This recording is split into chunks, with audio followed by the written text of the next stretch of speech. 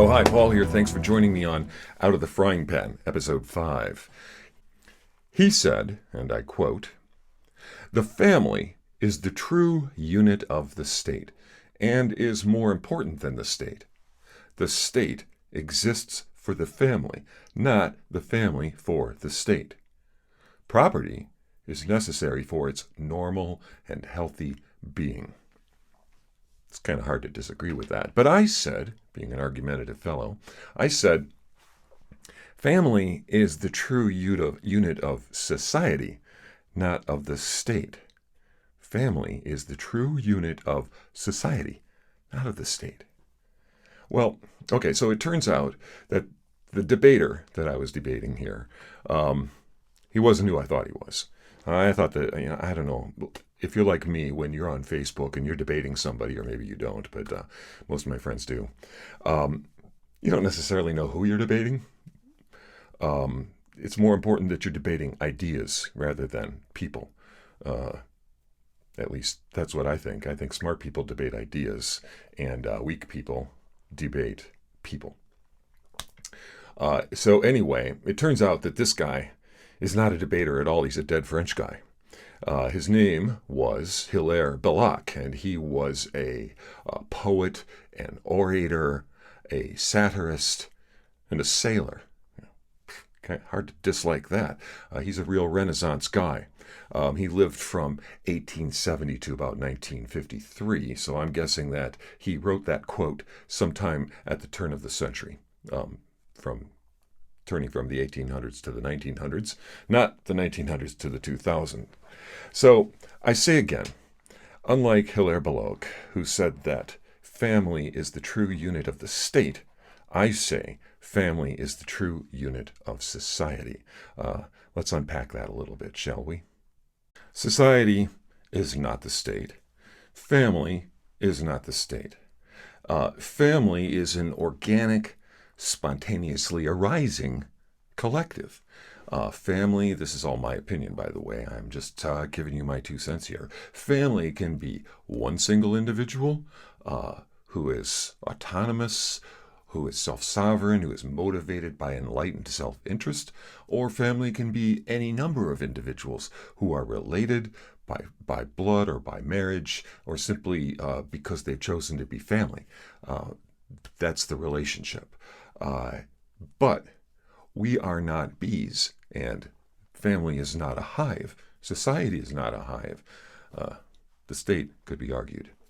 Family members, unlike bees, enjoy varying degrees of autonomy and self-sovereignty. And again, that is a property of human individuals, whether they're in spontaneous collectives like a family, or if they're in an individual relationship with other members of the society or the community. They're autonomous and they're sovereign. Those are human traits, and they cannot be separated from us. Let's talk about the state. The state does not arise organically or spontaneously like families do. It has to be created. It has to be invented. It has to be imposed, or it may be embraced. Why do we invent and create the state? Because we have to curb our natural human tendencies. And our natural human tendencies are not great. In 200 BC, during the decline and fall of the Roman Republic, another orator and statesman by the name of Plautus said this. He said it in Latin, so I will too.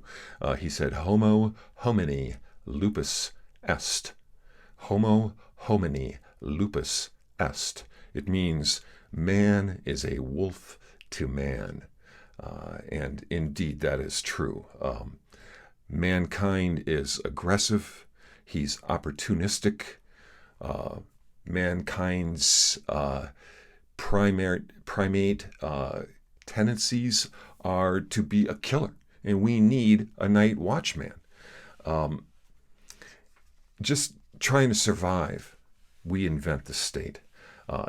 We invent it to be a service organization for our mutual defense that serves to separate the aggressors and the ultra opportunistic amongst us from the rest of polite society. Sadly, the next thing that happens, it happens spontaneously, it happens organically, is the state's infestation by the most opportunistic, the most aggressive, the most parasitically inclined among us. The very primates that it was invented to curb. The state attracts them like a black hole. And then the war begins between the contrived collective of the state and the organic collective of the family. And here we are today at yet another crescendo. We have a supermassive black hole. And I tell you, it's sucking families and entire communities into decaying orbits, as black holes do. But it doesn't have to be that way. We don't have to have our families in decaying orbits around the supermassive black hole of parasitic infestation that is our 21st century state. We don't have to succumb. We don't have to comply. We don't have to fail. The pennies are falling from our eyes as we speak. I can feel it. You can feel it. We can all feel it. The things are changing, and time flies. So, we can see the parasites. We can see them in our coats, and we can shake them out, and it's time to do so. Time is short. So anyway, that's my 2 cents. This is a little bit longer than the last one, and I hope you liked it. I hope you are inspired to make a comment or to fire back at me with how you think I'm full of it. It's just my 2 cents. I only speak for myself. So hit the like button, hit the subscribe button, share it around. Oh, I have an Easter egg for anybody who's been hanging around this long.